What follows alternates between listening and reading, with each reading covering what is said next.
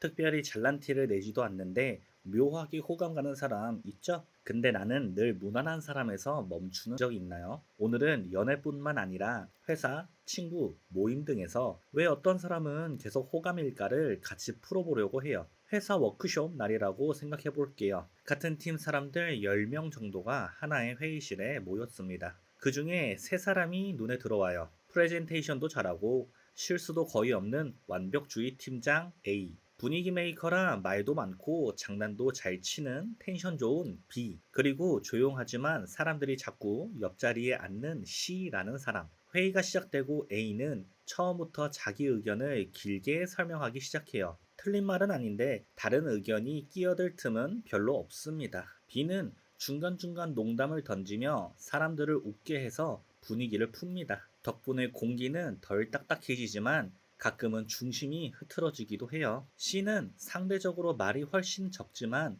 사람들 표정을 유심히 보면서 메모를 하고 짧은 질문들을 또렷하게 던집니다. 지연님이 말한 고객 입장에서는 어떨까요? 민수님이 방금 든 게임 예시가 꽤 설득력 있네요. 회의가 끝난 뒤 사람들 머릿속에 누가 남을까요? 발표 많이 한 A도 물론 기억나지만 이상하게도 C 덕분에 내 말이 오늘 조금 더 의미 있어 보였던 느낌이 남습니다. 사람은 결국 자기를 잘 보게 만들어주는 사람을 좋아하게 돼요. 점심시간이 되어 섞여 앉아 밥을 먹습니다. B는 자연스럽게 자기 이야기를 풀어놓아요. 나 어제 말이야, 새로 산 차가 요즘 골프 스코어 진짜 올랐거든. 처음엔 재밌는데 어느 순간부터 집중력이 살짝 떨어지기 시작하죠. C는 그에 비해 대단한 이야기는 거의 하지 않습니다. 대신 이런 말을 슬쩍 꺼내요. 지난번에 야근할 때 도시락 싸우셨죠? 그거 보고 진짜 부지런하다고 생각했어요. 어제 발표하실 때 긴장된다고 하셨잖아요.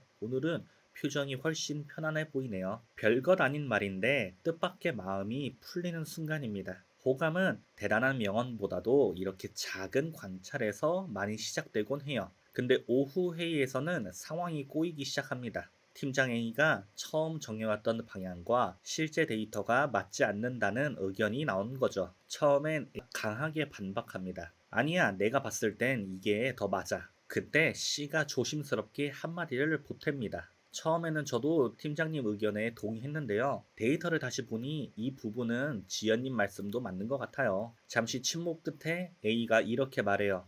다시 보니까 그러네. 그 방향으로 수정해보자. 회의가 끝난 뒤 사람들이 의외로 기억하는 지점은 A가 고집을 꺾고 내가 틀렸네 라고 인정했던 순간입니다. 우리 마음은 자기 말만 끝까지 밀어붙이는 사람보다 맞는 말 앞에서 깨끗이 설득당할 줄 아는 사람에게 더 호감을 느껴요. 하루가 끝날 무렵 작은 해프닝이 또 하나 벌어집니다. 단체 사진을 찍으려는 순간 C가 긴장해서 손에 들고 있던 종이컵을 툭 떨어뜨려 버리고 물이 쏟아졌어요. 순간 모두의 시선이 C에게 향합니다. 그때 C가 웃으며 이렇게 말합니다. 아, 오늘 하루에 한 번은 이럴 줄 알았어요. 제가 닦을게요. 사진 한 번 더 찍죠. 사람들은 같이 웃으면서 상황을 가볍게 넘깁니다. 이런 장면은 이상하게도 꽤 오래 기억에 남습니다. 일도 잘하면서 은근 허당 같아. 능력도 있으면서 작은 실수도 솔직하게 인정하는 그런 사람. 흠 잡을 데 없이 완벽해 보이는 사람보다 조금 엉뚱하고 서툴러도 솔직한 사람에게 우리는 더 마음을 엽니다. 워크숍이 끝나고 집으로 돌아가는 길이라고 상상해 볼게요. 오늘 하루 동안 누가 제일 편안했는지, 누구와 있을 때 내가 조금 더 괜찮은 사람처럼 느껴졌는지. 대부분의 경우 사람들은 말 제일 많이 한 사람보다 나를 잘 보고 기억해 주는 사람,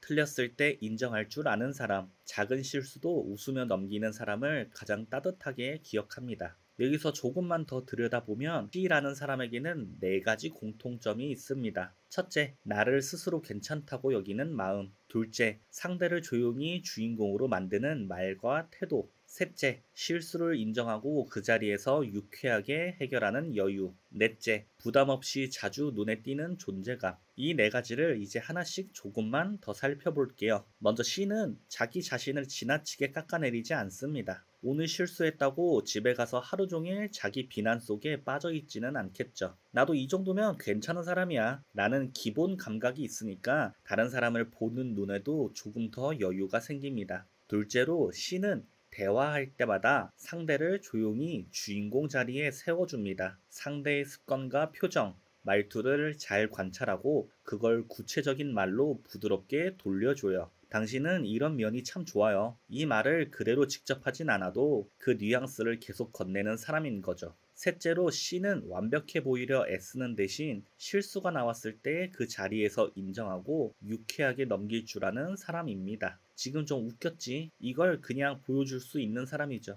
덕분에 주변 사람도 덜 긴장하게 되고 실수에 덜 예민해집니다. 넷째로 C는 어느 날 갑자기 튀어나온 사람이 아닙니다. 평소에도 복도에서 자주 눈인사를 나누고 메신저에서 가볍게 안부를 묻기도 하고 회식 자리에서는 부담 없는 농담과 수다를 나누던 사람이었겠죠. 거창한 이벤트 한 번보다 부담 없는 등장들이 여러 번 쌓이면서 사람들 마음속에 천천히 자리 잡은 결과일 거예요. 이제 다시 여러분 이야기로 돌아와 볼게요. 나는 타고난 성격이 내향이라 호감형은 못 되는 걸까? 말 주변이 없어서 포기해야 하나? 이런 고민 한 번쯤 해본 적 있을 거예요. 근데 오늘 이야기를 차분히 다시 떠올려 보면 C가 가진 건 타고난 재능보다 작은 습관들이 모여 있는 묶음에 가깝습니다. 나를 괜찮게 여기려는 작은 연습들, 상대의 사소한 행동을 관찰해서 말로 꺼내보는 연습, 실수했을 때 숨지 않고 웃으면서 인정하는 연습, 그리고 부담되지 않는 빈도로 사람들 눈앞에 조금씩 더 자주 나타나는 연습.